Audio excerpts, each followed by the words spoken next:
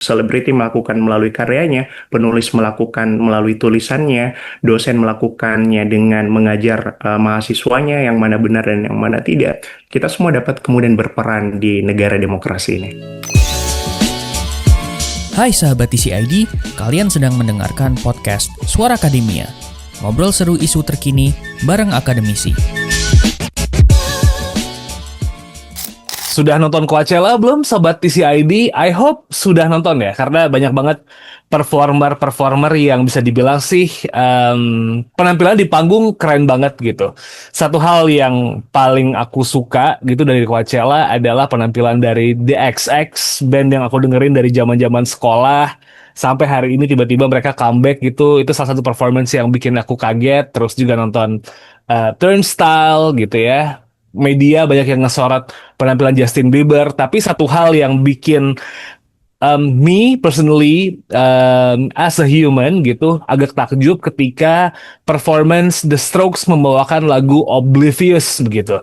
Jadi di part bagian akhir penampilan lagu mereka, backgroundnya itu tuh menunjukkan political stance dari The Strokes, dan bisa dibilang sih ini jadi lumayan apa ya, jadi bahan omongan yang lumayan gede di internet karena The Strokes menunjukkan bagaimana situasi yang ada di Israel dan juga Palestina, begitu dan juga perang-perang yang terjadi.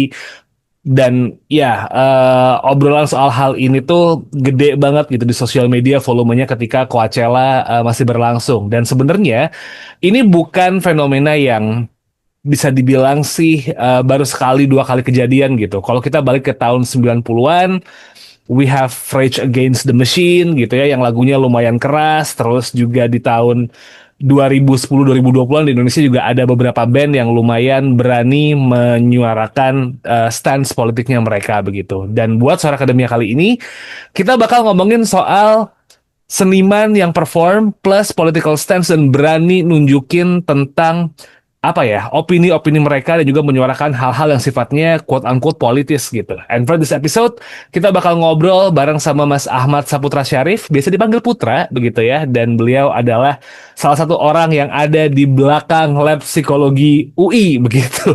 Tulisannya juga menarik-menarik banget di Conversation Indonesia, jadi kita ngobrol sama beliau. Halo Mas Putra, apa kabar Mas? Baik, terima Ah, kasih sudah diundang nih datang ah, untuk ngobrol-ngobrol. ya. Gimana nih Mas Putra, Makassar gitu? Apakah kurang lebih sama kayak Jakarta panasnya atau gimana? By the way, Mas Putra lagi di Makassar.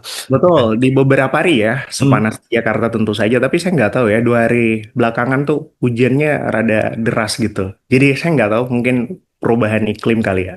Ya, people talk about climate crisis, tapi ya semoga nyaman-nyaman aja di sana. But anyway, kita langsung ke topik nih, Mas Putra, ngomongin soal performance dari The Strokes gitu, atau mungkin kita bisa ngelihat di Indonesia banyak banget band atau mungkin stand up komedian yang berani menyuarakan opini mereka tentang hal-hal yang politik gitu. What do you think about the situations ketika makin banyak nih Mas sekarang seniman atau performer begitu ya yang semakin berani buat menyuarakan political view-nya mereka gitu di panggung yang bener-bener stage-nya gede gitu nih Mas Putra. Oke, pertama poin saya adalah tentu mereka adalah selebriti ya dan memiliki follower yang sangat besar, apalagi The Stroke ataupun Panji Pragiwaksono yang beberapa hari terakhir sempat namanya mencuat karena dengan beraninya mencoba untuk mengekspresikan political views-nya di hadapan halayak ramai. Tetapi poinnya adalah terlepas dari siapapun dia, baik itu selebriti, non-selebriti, penting adanya bagi seseorang atau individu untuk mengekspresikan their political view. Terlepas Mhm. siapapun dia, selebriti, non-selebriti, sebagai orang yang hidup di sebuah negara, terutama negara demokrasi, ikut serta, terma ini biasa dipakai di psikologi namanya political engagement. Mhm. Jadi penting adanya individu untuk terlibat pada political engagement ini. Apalagi kalau Klanderman bilangnya bahwa hanya 5% orang-orang yang turut untuk melakukan aksi kolektif untuk menyuarakan aspirasi their political view tentang bagaimana dunia, bagaimana negaranya. Dan saya rasa kalau positioning saya sangat mendukung, baik itu di Strong maupun Panji atau siapapun itu, terlepas dari dia selebriti ataupun bukan selebriti. I see. Tapi seberapa penting sih Mas Putra gitu untuk seorang public figure gitu ya menyuarakan pandangan politiknya di panggung gitu. Karena kalau kita bisa ngelihat mungkin individu bisa gitu ya, tapi ketika orang sudah menjadi selebritas atau kayak performer gitu, seberapa penting nih buat menyampaikan political view-nya dia gitu. Pertama mungkin pembahasan saya bakal menggunakan pendekatan SIT atau Social Identity Theory. Hmm. Sebenarnya ada banyak sih bisa di-approach, tetapi penelitian saya banyak berbicara tentang SIT dan bagaimana kemudian teori ini membuat seseorang untuk melakukan tindakan aksi kolektif. Nah, Hmm. apa yang The Stroke lakukan, apa yang Panji lakukan, itu merupakan sebuah tindakan aksi kolektif. Jadi meskipun di sana ada kata kolektif, tetapi individu pun juga bisa direwetkan sebagai tindakan aksi kolektif selama tindakannya untuk meningkatkan status kelompoknya ketika mereka merasa kelompoknya sedang terancam. Jadi Panji misalnya memiliki kelompok masyarakat Indonesia dan ketika dia merasa terancam kelompoknya itu akan memicunya untuk melakukan aksi kolektif. Nah, poinnya adalah penting karena dia merupakan bagian dari kelompok untuk kemudian menyuarakan aspirasinya. Tetapi dampaknya tidak tunggal tentu saja. Dampaknya akan berjalan pada dua ranah yang berbeda. Ranah pertama ini akan memberikan dan memperluas aspirasinya ke masyarakat umum. Apalagi bagi seorang selebriti mereka memiliki follower, tetapi di sisi lain, di ranah lain, pet-nya akan berjalan, akan membuka resiko-resiko terhadap selebriti itu sendiri. Mengapa saya katakan demikian? Yang pertama, kenapa dampaknya meluas dan aspirasi politiknya dapat bertambah? Karena kalau di psikologi sosial sendiri, kita ada sebuah terma namanya parasocial behavior. Hmm. Nah, parasocial behavior kalau menurut Boyd sendiri itu terbagi atas dua. Ada namanya parasocial relationship dan ada namanya parasocial interaction. Nah, kalau saja Mas Syarif nih nonton Dewa 19 dan ada tentu saja ada euforia di sana. Ya. Ketika kemudian pulang ke rumah, mungkin saja euforianya tidak dirasakan kembali. Nah, ini yang disebut sebagai parasocial interaction. Berbeda dengan parasocial relationship, jadi meskipun di rumah pada saat nonton misalnya, itu tetap akan terjalin antara individu dan juga objek yang dikagumi. Nah, sebagai seorang selebriti, tentu ada banyak follower yang kemudian merasakan parasocial behavior tadi. Hmm. Parasocial behavior adalah perasaan kelekatan dan kedekatan terhadap objek yang dikagumi. Meskipun perasaannya hanya satu arah, tetapi ketika dia sudah maju kepada ranah parasocial relationship, maka tentu saja idealisme, ideologi, kepercayaan yang dianut oleh objek yang dikaguminya itu akan berdampak terhadap followernya. Mereka pun akan merasakan kegelisahan, merasakan kesenangan yang sama, kebencian yang sama. Dan sebagai seorang selebriti tentu mereka harus mafhum bahwa kekuatan yang mereka punya itu sangat besar, bahkan dapat berdampak ke banyak orang. Tetapi tentu saja harus memperhatikan lainnya akan membuka resiko-resiko karena kepercayaan yang selama ini dianut secara personal itu dibawa ke ruang publik. Dan tentu Hmm. saja ketika sebuah barang sudah ada di ruang publik, setiap orang berhak dan memiliki keluasan untuk menjudge-nya. Dan tentu setiap apa yang diucapkan, mereka harus kemudian melihat kedua pet ini. Oke. Gitu. Tapi gini nih Mas, pertanyaannya, ketika akhirnya tadi Mas Putra bilang ini penting begitu, so kita bisa menganggap bahwa panggung-panggung hiburan ini sebenarnya jadi apa ya? Jadi metode yang efektif buat naikin public awareness soal political situations tertentu dong Mas. Karena kayak misalnya gini nih, kita kita ngomongin soal eh kasus mensreanya Panji di tengah waktu itu demonstrasi begitu yang akhirnya orang melek situasinya meskipun responnya kebagi dua begitu. Ada yang bilang Panji melebih-lebihkan situasi karena Indonesia aman-aman aja begitu untuk beberapa golongan tertentu dan ada beberapa golongan yang menganggap kayak oh thank you Panji akhirnya mereka tahu situasinya. Pun juga ketika The Strokes di Coachella menyuarakan hal-hal yang ada di Gaza begitu ya mengenai pendudukan Israel di Palestina begitu orang akhirnya jadi melek sebenarnya what sides you're standing on begitu. Jadi sebenarnya panggung-panggung yang bisa dibilang berbanding terbalik dengan politik ini nih justru jadi tempat yang paling pas dong buat bikin awareness ke anak-anak muda yang sering dianggap kayaknya nggak melek-melek banget di soal situasi ini gitu. Ya, pertanyaan yang sangat menarik. Tetapi kalau saya secara pribadi memandangnya, anggapan bahwa panggung hiburan dan panggung politik adalah dua dunia yang saling bertolak belakang, saya rasa itu adalah cara pandang yang terlalu menyederhanakan bagaimana kondisi dari realitas. Mhm. Malahan kalau saja panggung hiburan dan juga panggung politik itu digabungkan, maka akan ada sebuah inisiasi untuk political expression yang dapat mempengaruhi masyarakat dengan sangat. Oke. Kenapa saya katakan demikian? Karena tentu yang pertama, panggung hiburan itu berbeda dengan panggung politik. Panggung politik tentu saja membutuhkan kognitif yang sangat tinggi kalau saja kita menonton wawancara Ya. misalnya atau menonton debat itu membutuhkan atensi fokus yang sangat tinggi apalagi kita diminta untuk menimbang berpikir kemudian membuat decision making yang mana kemudian kita percayai tapi kan sebenarnya pernah diingatkan tuh sama Daniel Kahneman tahun 2000 kemarin di bukunya Thinking Fast and Slow. Dia bilangnya bahwa manusia itu sebenarnya makhluk yang diciptakan untuk bukan berpikir, tapi menghindari berpikir dengan menggunakan heuristik untuk kemudian memaksimalkan utilitas yang kita miliki. Nah, kemudian panggung hiburan menawarkan konsep itu, yang mana mereka bukan hanya tentu saja menuntut daya kognitif juga, tetapi juga masuk ke ranah afeksi. Mhm. Masuk ke ranah efeksi, mereka melibatkan emosi di sana. Musik, visualisasi, humor, percakapan yang tidak dirasakan di ruang-ruang panggung-panggung politik. Nah, kalau di psikologi ada namanya peripheral route persuasion. Mhm. Yang mana ketika persuasi yang masuk itu sangat santun. Nah, Oke. bayangkan kalau ada tokoh politik nih datang ke rumah. Dan kita sudah tahu dia datang ke rumah untuk kemudian mengkampanyekan dirinya untuk masuk ke caleg misalnya atau ke pemerintahan. Tentu kita meningkatkan aware kita dan melakukan defense ketika saja ada hal-hal yang kita tidak sukai. Tetapi ketika kemudian panggung hiburan masuk dan melibatkan ranah efektif, itu betul-betul dampaknya luar biasa.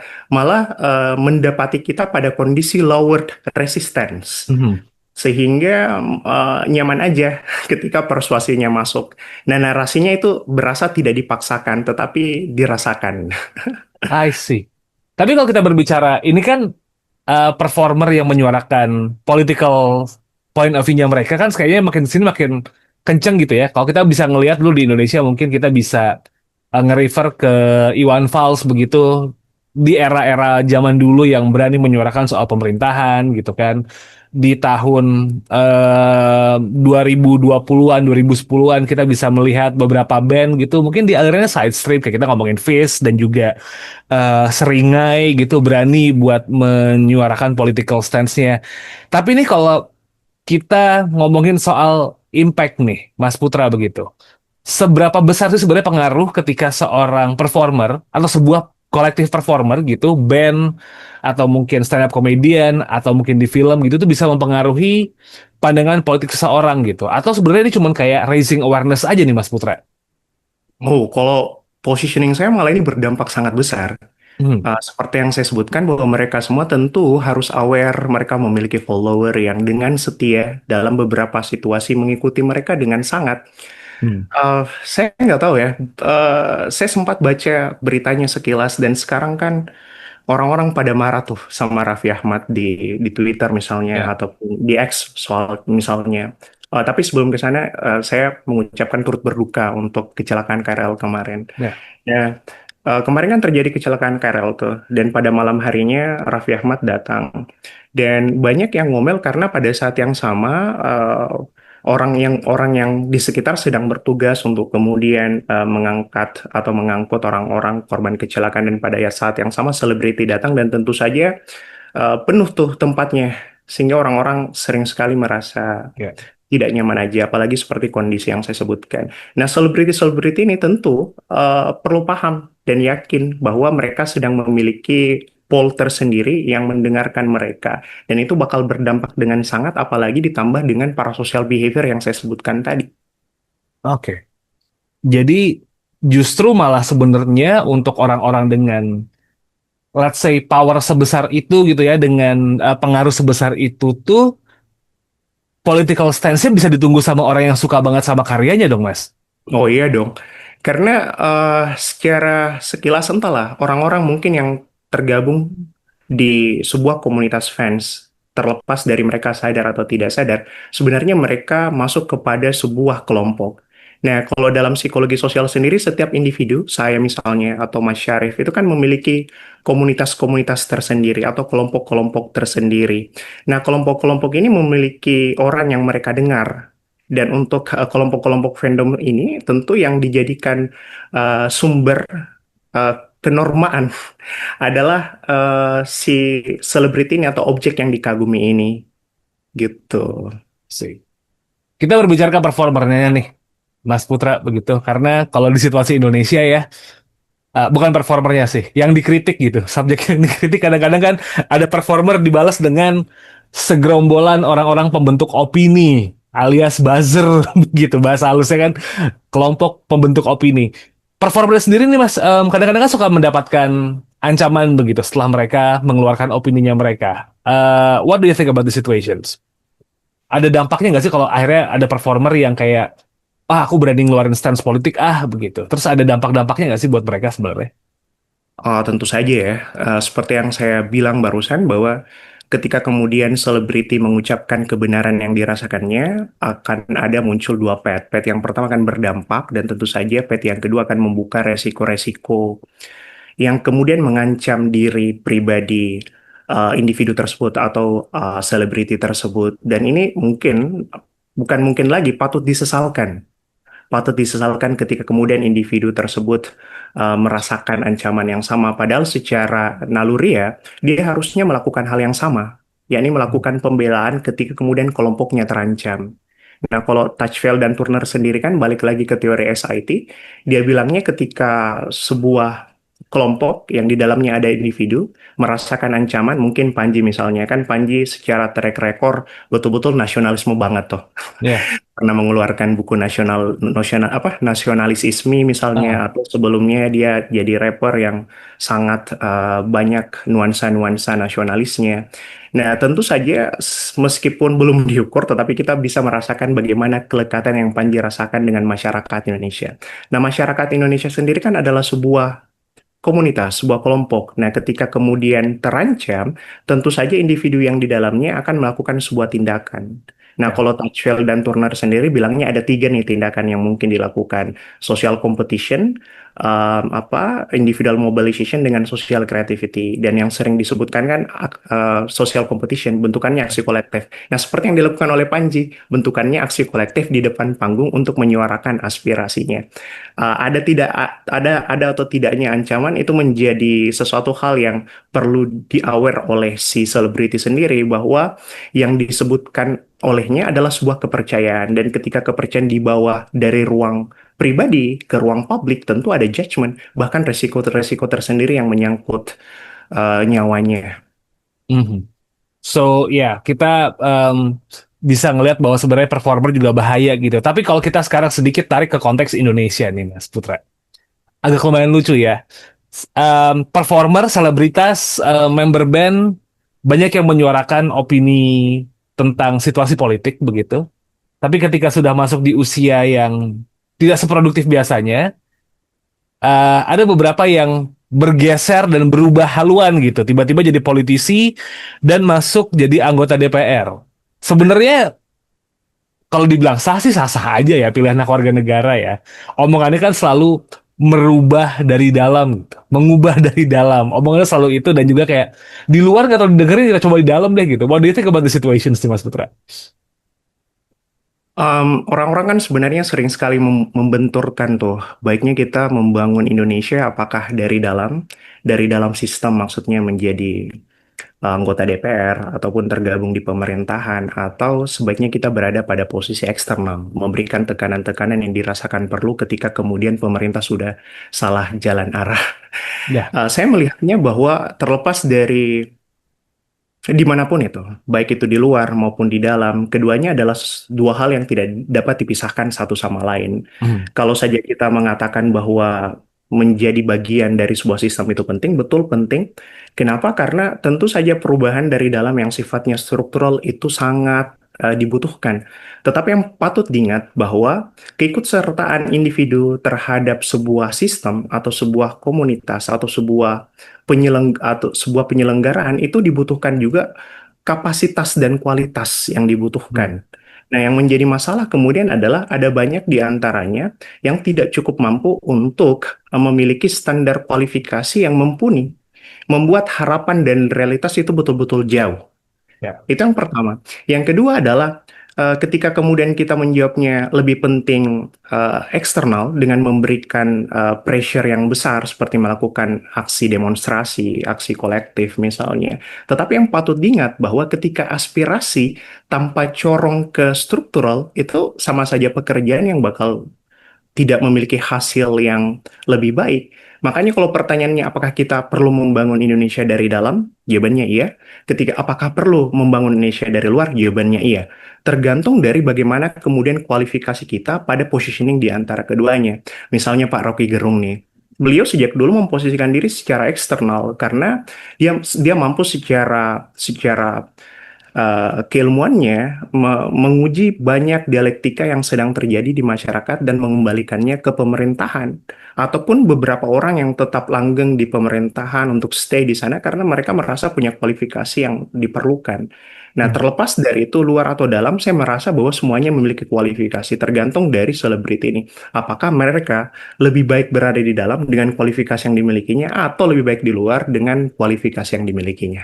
Oke, so Gitu. it against the situations ya. Tapi mungkin kita berbicara ke performer lagi nih, Mas Putra gitu. Tekanannya bakal lumayan gede gitu ya. Terakhir mungkin yang lumayan viral adalah gimana band Sukatani yang membuat lagu soal bayar-bayar-bayar itu dan menyinggung polisi akhirnya kena tekanan begitu sampai akhirnya menarik lagunya gitu kan dan mendapat simpati masyarakat. Buat performer nih, Mas Putra, tekanan ini kan kayaknya semakin tidak bisa dihindari ya karena bisa jadi ada beberapa rezim yang tidak terlalu suka atau beberapa instansi yang nggak terlalu apa ya, nggak terlalu ngerasa aman begitu ketika ada kritik nih. Ada nggak nih yang message yang pengen disampaikan ke performer ketika memang ingin menyampaikan opini mereka tentang hal-hal tertentu atau mungkin sampai di political stance-nya mereka nih, Mas Putra? Saya mungkin mencoba untuk memberikan saran ke dua belah pihak ya, ke Oke. performer tentu saja dan juga kedua ke pemerintah. Saya teringat sebuah buku, judulnya The Psychology of Democracy, karangan Fatah Halim Mugadam. Dibilangnya bahwa ada 9 kategori sebuah demokrasi itu dapat betul-betul bertambah kedemokrasiannya. Karena kalau di Mogadam sendiri dia membagi demokrasi itu tidak seperti beberapa ilmuwan membaginya demokrasi otoritarian dan demokrasi. Kalau di Fatah Ali dan Mogadam sendiri di buku itu merunutnya bahwa ada yang betul-betul demokrasi dan ada yang tidak begitu demokrasi dan kita dapat kemudian menambah kedemokrasian tersebut dengan menganut 9 paham dan satu di antara paham itu adalah kebebasan untuk berekspresi.